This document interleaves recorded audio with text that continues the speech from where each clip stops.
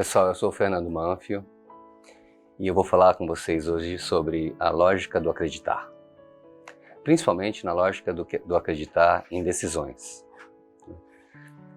E quando eu falo em acreditar, em confiança, uma coisa que me vem, não sei nem se isso é só uma metáfora, se isso é real, é que parece que quando a gente sai daquele lugar confortável, aquele lugar amoroso, aquele lugar protegido de dentro da mãe, a partir daí o tempo inteiro a gente está buscando aquela confiança de novo, né? A gente passa, quando a gente sai, a gente já começa a buscar de volta aquele lugar, meio que sem saber como para a gente estar indo, né? E a gente vai nessa vida lutando com realmente buscar esse espaço. E a confiança para mim, acreditar para mim é o pilar maior da minha vida.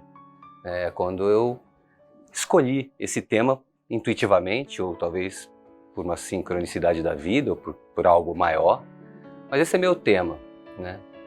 E na minha infância, eu fui logo cedo apresentado para um outro conceito muito importante que tem a ver com confiança, e todos eles vão ter a ver com confiança aqui, que é a dualidade. Então, para mim, céu e inferno, certo e errado, apareceram muito rápido na minha vida, de uma educação cristã muito forte, e era assim que era interpretado lá em casa, né? O certo é o certo, o errado é o errado, o céu existe, o inferno existe.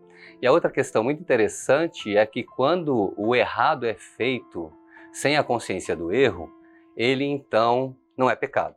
Então é um outro tema que aconteceu na minha vida. O que é pecado? Pecado é quando você erra, né, sabendo que está errando. Então, vocês vão entender já já por que eu estou falando isso, mas isso é uma questão muito interessante, hoje divertida, no passado torturante, desesperadora, que eu passei, né? E logo aos 12 anos eu tive o primeiro golpe na palavra confiança, né? Quando tinha uma pessoa muito querida, próxima à família, e eu fui abusado por essa pessoa, né? E ali, quando aconteceu isso, eu já falei, mas espera aí, então a gente pode confiar em quem te ama, né? Ou não pode confiar em quem ama também, né? Óbvio que na época eu não pensava nada disso, né? Hoje que eu percebo, vendo essa história, principalmente essa semana intensa, que foi a preparação para estar aqui com vocês hoje, né? Foi muito, muito forte mesmo, madrugadas pensando sobre tudo isso. E foi o primeiro golpe que eu tive com a palavra confiança foi esse.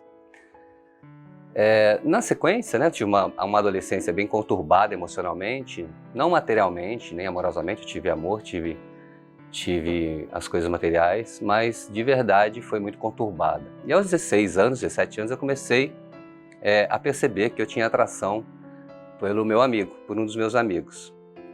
Eu falei, mas o que é isso, né, ter atração por um amigo? Não tinha a menor ideia disso, apesar de 16 anos na época, eu não sabia nem direito o que era o sexo. E aí fui falar, obviamente, com quem, né?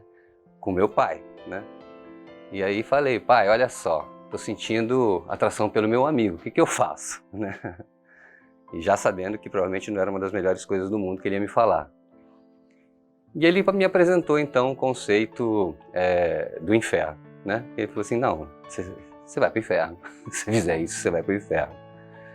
Eu falei, mas peraí, eu já era lógico, por isso que eu falo da lógica do acreditar, eu sempre fui muito lógico, eu falei assim, mas peraí, né? Pensava, na época, não com tanta clareza, mas eu não tinha a menor intenção, eu não programei isso, não escrevi esse roteiro, pelo contrário, eu queria um outro roteiro, né? Eu queria um roteiro tradicional, normal.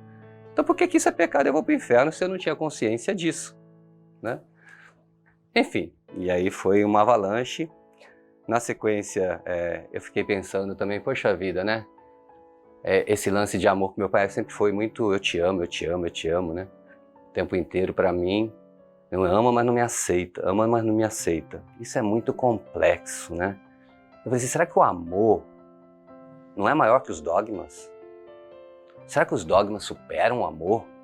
Será que as suas crenças pessoais, individuais, superam o amor? Será que é isso mesmo? Enfim. E aí fui para a guerra, né, para, obviamente, buscar a aprovação dele de alguma maneira, de outra forma, né, dele e da minha mãe. Minha mãe sempre levou isso de boa.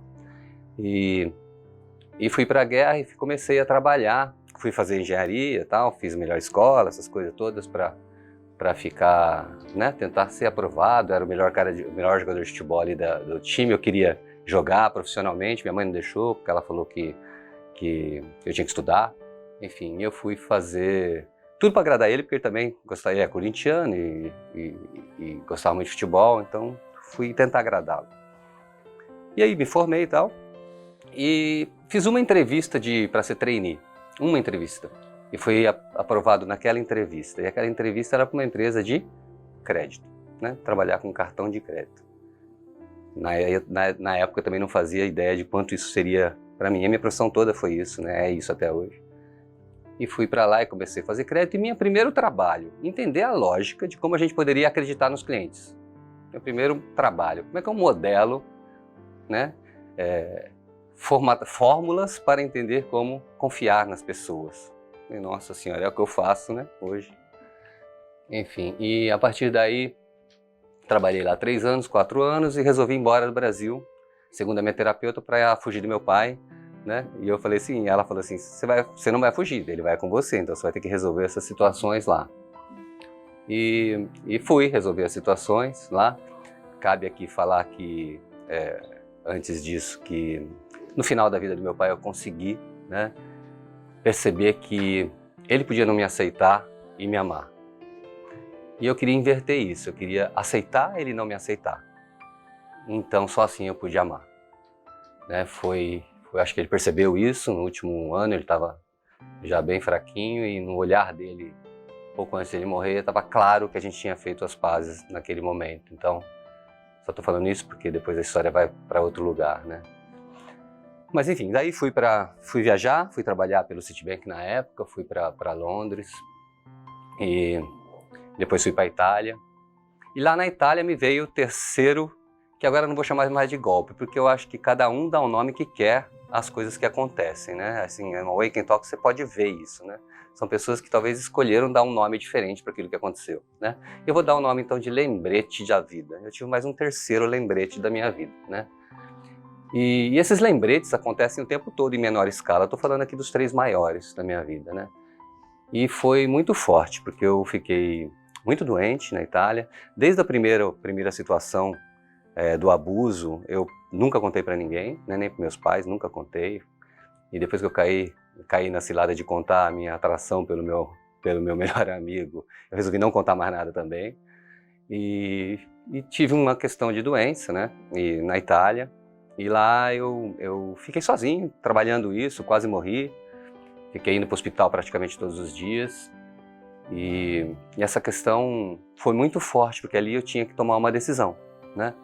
Que era a decisão de viver ou decisão de morrer, que eu ia morrer. E aí entrou a palavra decisão na minha vida. Que decisão eu vou tomar? Sozinho, perdido, ali na Itália, eu tinha 29 anos e tinha perdido já 10 quilos e resolvi viver, né? E tomei a decisão clara, para mim foi muito clara de viver e a partir daí eu consegui me curar, enfim. Então a partir do momento que eu me curei, né, eu consegui me curar e seguir minha vida, sempre com essas reflexões, né, do castigo, do pecado, o que é isso? E fui estudar então decisões, né? Quem que decide por mim? Né? Quem que faz a escolha dos roteiros da minha vida? Quem decide se eu vou morrer ou se eu vou viver? Quem decide se eu vou acertar ou se eu vou errar? Quem decide o que é céu, o que é inferno? Eu vou decidir, né? E como eu vou decidir? Meu coração, né? Ele vai falar para mim o que é para eu decidir. E parece romântico isso, mas o coração tem muita inteligência e tem muita lógica. O coração não é assim muito romântico como a gente acha, né? O coração é duro na queda, né? Então a gente olha para o coração, observa o coração, estuda o coração, né? E vê como é que eu posso confiar na vida. Como é que é esse lance de confiar na vida? Como é que eu posso tomar decisões em que eu posso confiar? E a primeira coisa que me veio na cabeça era eu preciso desconstruir todos os dogmas que eu tenho, porque afinal de contas, se eu quero chegar naquele lugar que eu estava dentro da barriga da minha mãe, eu preciso desconstruir tudo, né? Então para mim confiança tem a ver com desconstrução, né? Desconstruir a maior parte de crenças que eu tenho na vida para poder viver o momento presente, para viver o aqui e agora, sem julgamentos, sem um monte de coisa que a gente tem o tempo inteiro. E passei a ter esse processo de desconstrução, que não tem como não passar por meditação, não tem como passar pela espiritualidade, não tem como passar pelos mesmos caminhos que muita gente passa, porque é impossível chegar lá sem isso. E eu tenho feito isso, desconstruído isso. E tomei uma decisão muito forte, né, de começar uma nova profissão há uns anos atrás, que eu comecei esse ano, né. E minha nova profissão é falar sobre decisões. Onde? Dentro das empresas. Então meu lugar é dentro da empresa, porque a empresa acha que amor não tem nada a ver com ela. E você vai lá nos grupos de yoga, acha que dinheiro não tem nada a ver com eles.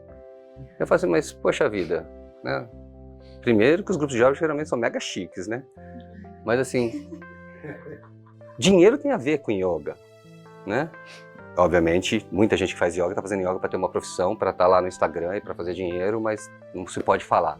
No fundo está tudo conectado, né? Não tem nenhuma diferença. E eu tenho trazido minha função hoje em dia de levar para as empresas esse tema, autoconhecimento. Então eu falo que a gente só pode ser integralmente eficiente se a minha decisão for a melhor decisão para mim, para o outro e para o mundo. Se ela não foi uma melhor decisão para o mundo, se eu construí alguma coisa, fiquei rico e milionário, mas não foi melhor para o mundo, ela não é integralmente eficiente, ela é parcialmente eficiente. Não vou dizer que ela não é eficiente, mas ela é parcial. E à medida que eu tenho consciência de quem eu sou e tomo decisões, dificilmente essa decisão não vai ser boa para o outro.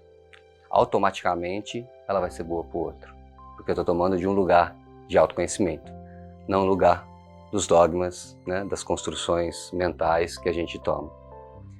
Então hoje meu trabalho nas empresas é isso, eu trabalho numa multinacional, eu sou conhecido como o cara do crédito no Brasil, porque eu só trabalho com crédito há 35 anos, eu tenho um livro chamado O Risco Nosso de Cada Dia, que fala sobre crédito, né, e que errar não é pecado, faz parte do risco de viver, né, então tá ali dentro desse livro, errar então deixou de ser um pecado para mim, passou a ser parte do risco de viver. E eu estou escrevendo meu novo livro que chama Decisões Nossas de Cada Dia agora, que fala como que a gente decide, né, dentro das empresas. Como é que eu decido para uma reunião? Qual a minha intenção? Que nível de liberdade eu tenho para realizar minha intenção dentro das empresas? Como eu posso ser autêntico lá dentro? Como eu posso ser amoroso lá dentro? Como eu posso ter autoconhecimento lá dentro, promover isso? E como, de fato, eu posso responder ao mundo da melhor maneira possível. Então, eu falo basicamente que a decisão o DNA da decisão são 3 elementos, né? O pensar, que é a intenção que você tem, o sentir, que é a liberdade que você tem de realizar aquela intenção, e a tua habilidade de resposta ao mundo, ilimitada. Ou seja, você é responsável por tudo que acontece no mundo. Quando você se coloca assim, um monte de coisa pode surgir. Mesmo que você não possa fazer nada naquele momento, ou não esteja pronto, não tenha força para fazer, alguém vai fazer, alguém está fazendo, você vai estar participando daquilo de alguma maneira, né? Então, é isso que eu faço hoje e gratidão. Essa é a minha história.